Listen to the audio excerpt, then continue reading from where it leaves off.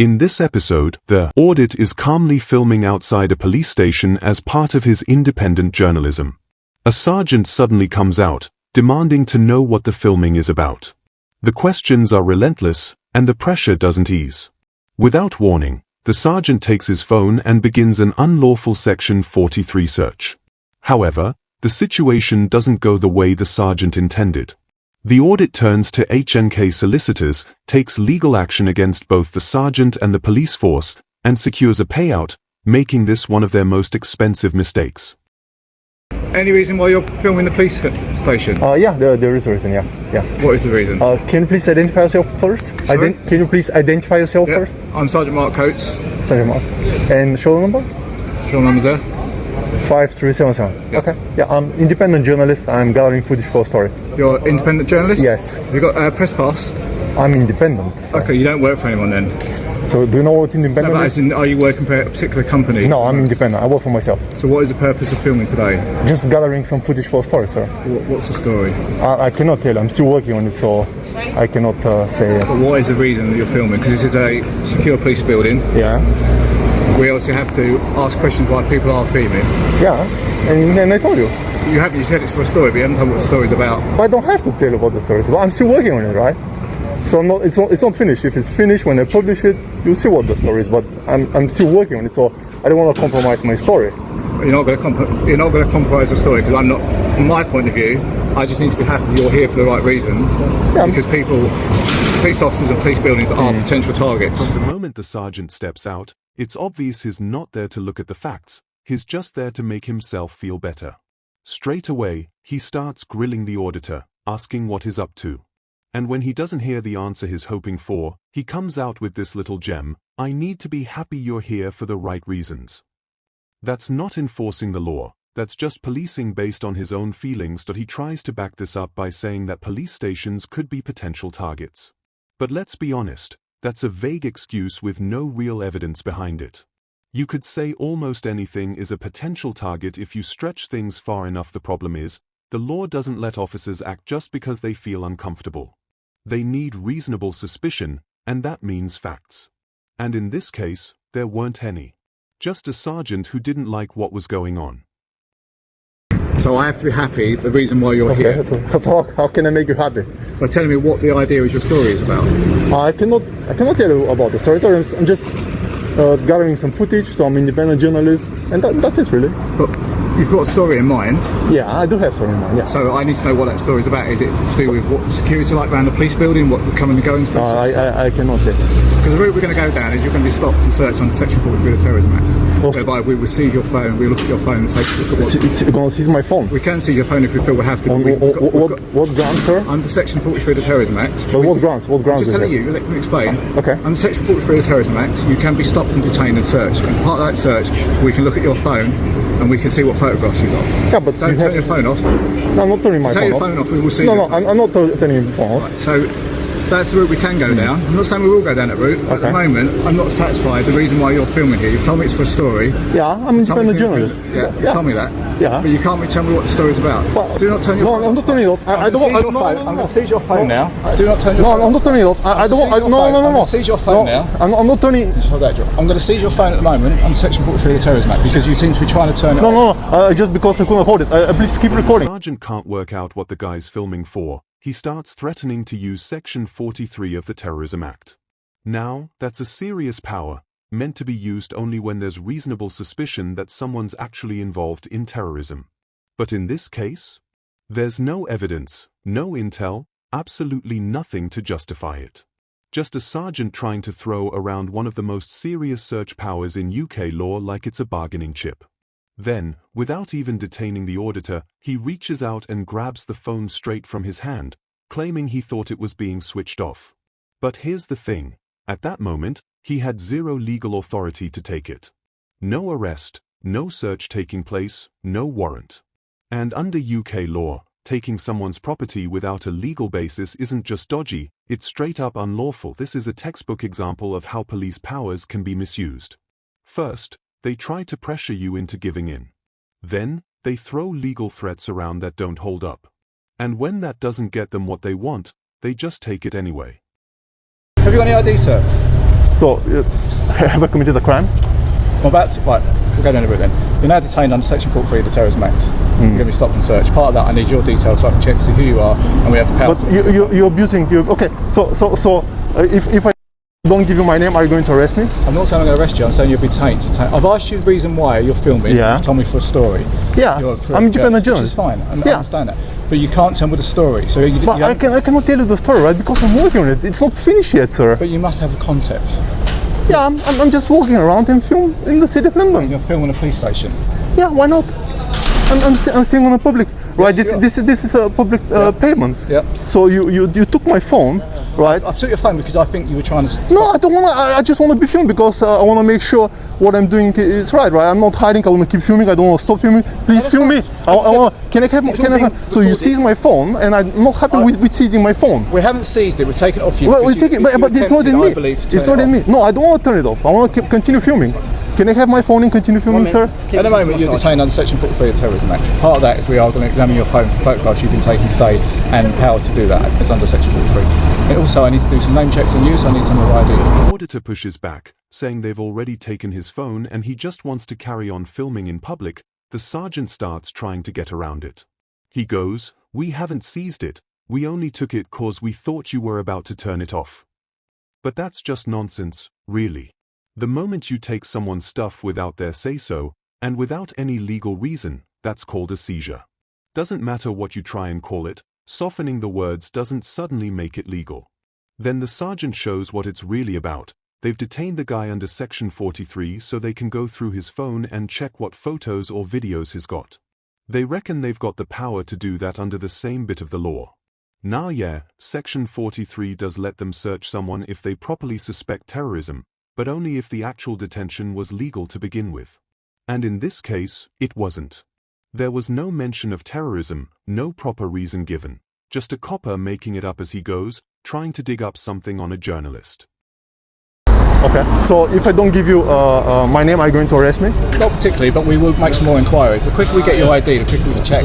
So if it is a lawful order, I give him a lawful order to give my identity. Under Section 43 of the Terrorism Act, you are detained. As part of that, we have the power to look at your phone and also do some checks on you and to search you.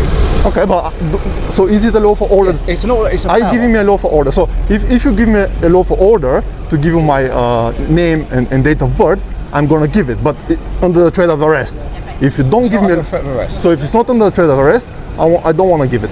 Under Section 43 of the Terrorism Act, we need to do some checks on you. Right. Shall I explain why you've been detained then? Explain, what are the grounds? Because you are seen outside the police station filming. As we've passed you, you're holding your phone like this, so we can photograph yourself, but clearly filming the gate. Part of that gate is a security pad, so I don't know whether you're filming to see if officers are pressing that to get access to the building. This is a police building.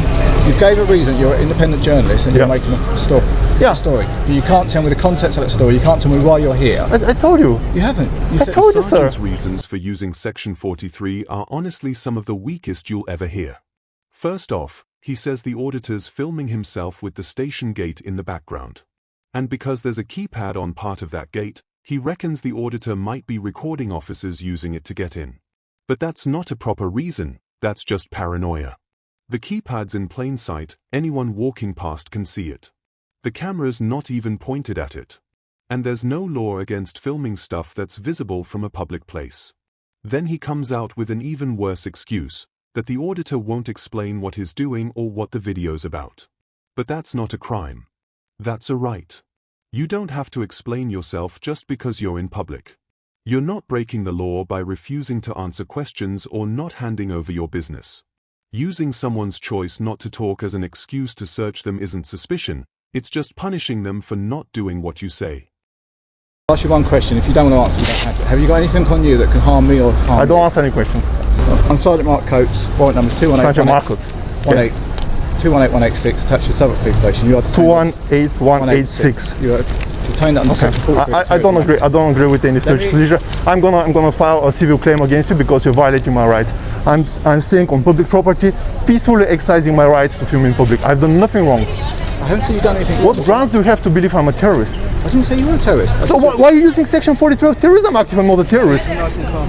Because You are filming outside the police station. But you said I'm not a terrorist, sir. I didn't say you're a terrorist. I said you're detained under Section 43 of the Terrorism Act. So do you think I'm a terrorist? I didn't say you were. Why using Section 43? You have to have a reasonable grounds to believe I'm a terrorist. Because you're seen outside the police station filming a keypad and officers going in and out. But that's not real ground. But in this current role, obviously, a lot of police officers are targeted by people who wish to do us harm. You don't have reasonable grounds, sir. This is where the sergeant's whole case completely falls apart. When he's asked directly what makes him think the auditor's involved in terrorism, he straight up admits he doesn't. That's a massive mistake. Section 43 of the Terrorism Act can only be used if there's reasonable suspicion of terrorism.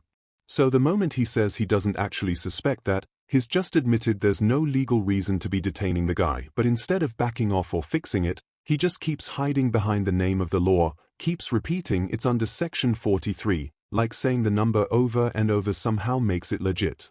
But it doesn't. It's just empty words at that point. He's already trashed the very grounds the power depends on, and saying the name of the law doesn't magically bring it back. You're violating my rights with this search. I don't agree on that. I'm going to file a lawsuit against you. This is absolutely illegal what you're doing. I do not agree on searching my back. You may not agree on it, sir, but I've tried to explain on a number of occasions. Yeah. I don't agree on that. This is unlawful search of my back. Unlawful. Sorry, what are you expecting to find, sir? You have to tell me what you're expecting to find from my back. Under Section 43 of Terrorism Act. What are you expecting to find, sir? There may be evidence that you are using... Like what? If you're not going to keep talking over me, I'm not going to be able to explain to you. Okay, you have to tell me before starting the search, actually. Can you tell me what you're expecting to find in my back and in myself? I'll explain to you, you've been detained under Section 43 of the Terrorism Act because we have the power to search your phone and your bag and you for any article. But you have to tell me. You have to tell me. You don't want to talk or you do want to talk? I just want to understand. Any articles that you may use in the event of planning a terrorist attack. Like what? Any article. A camera, a weapon. That the auditor has to explain basic search rules to the sergeant is embarrassing enough, but it also says a lot. While the sergeant's going through his stuff, he gets reminded that he's meant to say before the search exactly what he's looking for. That's not a favor, it's a legal requirement. Under Section 43 of the Terrorism Act, and actually, under any UK stop and search power, the officer has to tell you what kind of thing they are searching for. It's there to make sure the search is done properly. It's got to be transparent, reasonable, and stick to the limits of the law being used. If they don't say what they're looking for, how's the person supposed to know whether the officer's acting lawfully, or just digging around hoping to find something? Now people think I'm terrorist now. No one thinks that, sir. Yeah, sure. I'm here, you're searching my back like I've done something wrong. Crazy. Can I also have the water, please? If you don't mind, you'll have that when we're finished with the search, okay? Okay. I don't know what's in there. Oh, okay. Just for safety. Sure. Okay. Very thorough search by the sergeant. Sorry, who are you, sir? PC O'Neill. PC O'Neill. Okay. And your shoulder number, please? 5459. 5459 Sierra Oscar. This right here is what happens when a sergeant lets arrogance and misuse of power take over. HNK solicitors have confirmed a £1,500 payout, and just to be clear, that's not coming out of his wages. That's your money. Taxpayers' money. Paying for an officer's unlawful actions. The solicitor's statement says it all. The sergeant detained and searched a journalist without any lawful grounds, took his phone while he was legally filming in public, and misused Section 43 of the Terrorism Act to justify it. And he didn't act alone. Other named officers stood by and helped make it happen. This isn't just a difference of opinion, it's a legal admission that the sergeant was in the wrong and the force had to cough up because of it. Right from the start, the sergeant came in like he'd already made his mind up. He kept pressing the auditor for details about what he was doing. That constant grilling wasn't about gathering intel, it was about wearing him down until he gave up some info. But here's the problem, the law doesn't require you to explain why you're filming in public.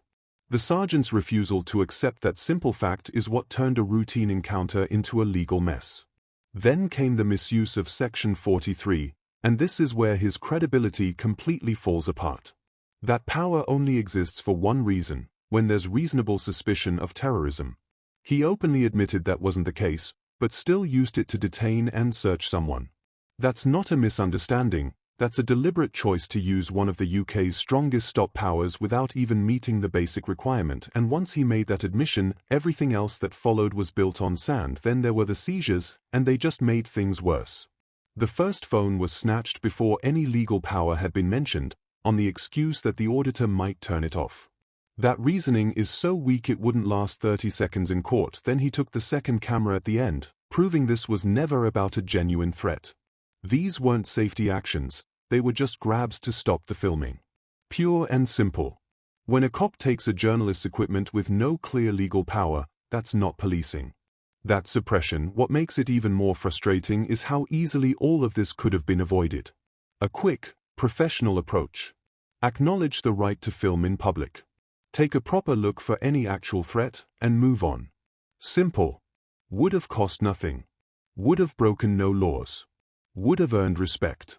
But instead, the sergeant's actions handed the auditor a clean legal win, cost the public £1,500, and added one more video to the long list of examples showing how bad policing doesn't just damage reputations, it comes with a price tag we all pay for. That's it for today's video. If you found this useful, don't forget to like, comment, and subscribe. It really helps me keep this independent coverage going.